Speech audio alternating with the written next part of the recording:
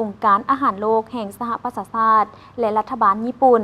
ได้มีการลงนามข้อตกลงใหม่ภายใต้โครงการช่วยเหลือด้านเสบียงอาหารของญี่ปุ่นรวมมูลค่า 1.3 ล้านดอลลาร์สหรัฐ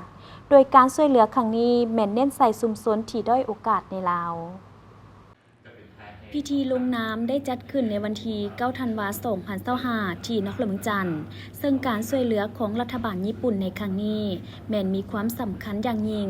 โดยเฉพาะประชาชนผู้ด้อยโอกาสที่ถูกผลกระทบและกำลังฟื้นฟูจากพายุเขตร้อนที่เกิดขึ้นบ่ดนมานี้ในขณะที่กำลังรับมือกับราคาอาหารที่สูงและความเสี่ยงอื่นๆที่เกี่ยวข้องกับการเปลี่ยนแปลงของดินฟ้าอากาศการช่วยเหลือของรัฐบาลญี่ปุ่นมูลค่า 1.3 ล้านดอลลาร์ครั้งนี้องค์การอาหารโลกแม้นจะได้จัดซื้อปลากระป๋องและข้าวสารเพื่อแจกจ่ายแก่ครอบครัวที่ได้รับผลกระทบภายหลังเกิดภัยพิบัติต่างๆเช่นน้ำท่วมดินเจือนพร้อมทั้งในระยะที่อาหารขาดแคลนก็คือในฤดูแล้งด้วยการร่วมมือกับกระทรวงแรงงานและสวัสดิการสังคมซึ่งเป็นผู้นำในเวียกงานการคุ้มครองภัยพิบัติและการปกป้องสังคมในส่วนขององค์การอาหารโลกแม้นจะช่วยรับประกันว่าการช่วยเหลือดังกล่าวนั้นจะไปถึงประชาชนที่ได้รับผลกระทบโดยตรงอย่างทัดการและมีประสิทธิผลคาดว่าการช่วยเหลือเทื่อนี้จะเป็นประโยชน์แก่ประชาชนประมาณ 38,500 คนในนั้นมีแม่หญิง 18,865 คนตลอดระยะเวลา1 เดือนในโอกาสดังกล่าวท่านซูโตโมะโกอิซุมิเอกอัครราชทูตญี่ปุ่นประจำลาวกล่าวว่า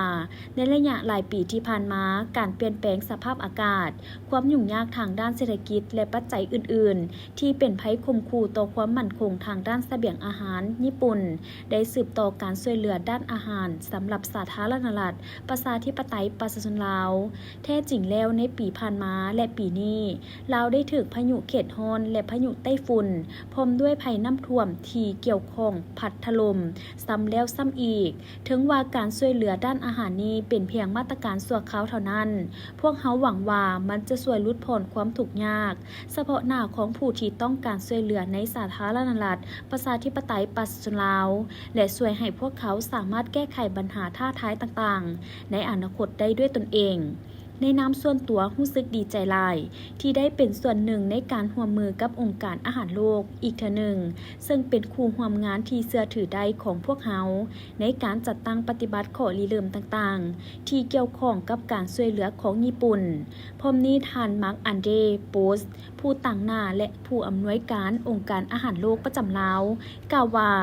การช่วยเหลือด้านเสบียงอาหารของญี่ปุ่นได้เป็นประโยชน์แก่ชุมชนชนบทที่ได้รับผลกระทบจากภัยพิบัติและความมั่นคงด้านเสบียงอาหารในระยะเวลาที่ยุ่งยากชุมชนชนบทหลายแห่งในสาธารณรัฐประชาธิปไตยประชาชนลาวพยายามต่อสู้เพื่อรับมือและฟื้นตัวจากผลกระทบเช่นน้ำท่วมการสูญเสียผลปลูกหรือราคาอาหารที่ผันผวนสูงการช่วยเหลือด้านเสบียงอาหารฉุกเฉินของญี่ปุ่นนี้เป็นการเสริมสร้างความอาจสามารถในการรับมือกับเหตุการณ์ฉุกเฉินของประเทศและช่วยรับประกันว่าครอบครัวที่ด้อยโอกาสจะได้รับการช่วยเหลืออย่างว่องไวในเวลาเกิดวิกฤต